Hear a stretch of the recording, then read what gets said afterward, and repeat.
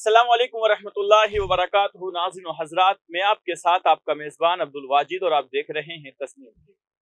कांग्रेस रहनुमा गौरव वल्लभ ने कहा कि आरएसएस सरबराह मोहन भागवत की ऑल इंडिया इमाम ऑर्गेनाइजेशन के सदर से मुलाकात कांग्रेस पार्टी के भारत जोड़ो यात्रा का असर है।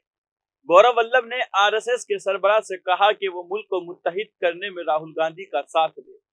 मोहन भागवत ने जुमेरात को दिल्ली में मस्जिद और मदरसा का दौरा किया। इस दौरान उन्होंने ऑल इंडिया इमाम ऑर्गेनाइजेशन के चीफ इमाम डॉक्टर उमर अहमद इलियासी से मुलाकात की। मीडिया नुमाइंदों से बात करते हुए गौरव वल्लभ ने कहा कि कांग्रेस पार्टी के भारत जोड़ो यात्रा का यह असर हुआ कि मोहन भागवत ने पहली बार किसी मदरसे का दौरा किया।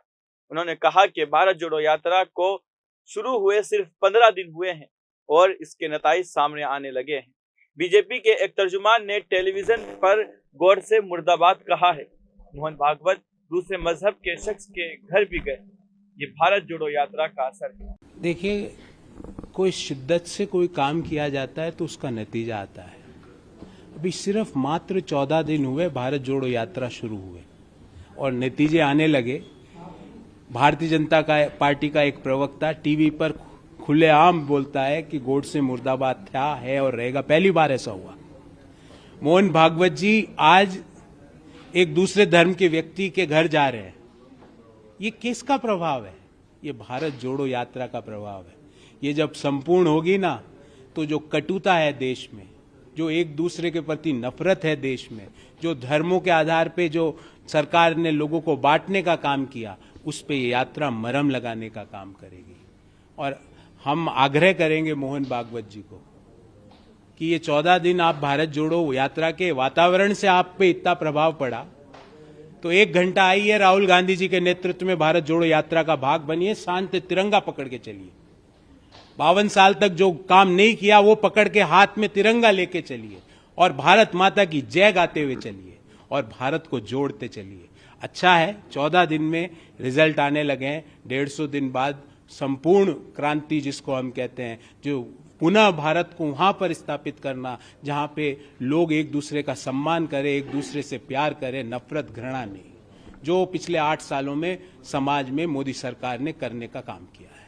सर, आखिरी सवाल आपसे पूछना चाहूंगा। पीएफआई के ऊपर एक कार्रवाई ईडी और एनआईए की तरफ से की जा रही है। 100 से ज्यादा लोगों को गिरफ्तार किया गया। महाराष्ट्र से 10 लोगों को गिरफ्तार किया गया। इस बीच पीएफआई ने एक दिन का फेरल बंद बुलाया है। इस तरीके से देखिए, जो भी कानूनी कार्रवाई या जो जांच एजेंसियां कार्य कर रही है और उनके पास अगर साक्ष्य है तो करना चाहिए। जो व्यक्ति, जो संस्था भारत विरोधी गतिविधियों में लिप्त है, उसके खिलाफ जो भी कानूनी कार्रवाई है उसको होनी चाहिए। पर सवाल एक ही है, उसका जवाब मोदी सरकार को देना चाहिए कि 8 साल से पीएफआई को बैन करने के लिए आपने पहल क्यों नहीं की? जब आपके पास ये सारे सबूत थे, आप 8 साल से रोज ये बात कहते हो, अभी तक उसको बैन करने की आपने पहल क्यों नहीं करी? क्या ये आपकी डिवाइड एंड रूल राजनीति के खिलाफ है? हम तो स्वागत करते हैं, खुले मन से स्वागत करते हैं। कोई भी संस्थान हो जो भारत को तोड़ने का काम करे, जो भारत के तिरंगे का अपमान करे, उसके खिलाफ कड़ी से कड़ी कार्रवाई होनी चाहिए। जो भारत की एकता और अखंडता को खंडित करने का काम करे, उसके खिलाफ कड़ी से कड़ी कार्रवाई होनी चाहिए। फिलहाल की खबर में इतना ही। मुल्क और गैर मुल्क की तमाम बड़ी खबरें जानने के लिए देखते रहिए तस्नीम टीवी। आपके मेजबान अब्दुल वाजिद के साथ। अल्लाह हाफिज।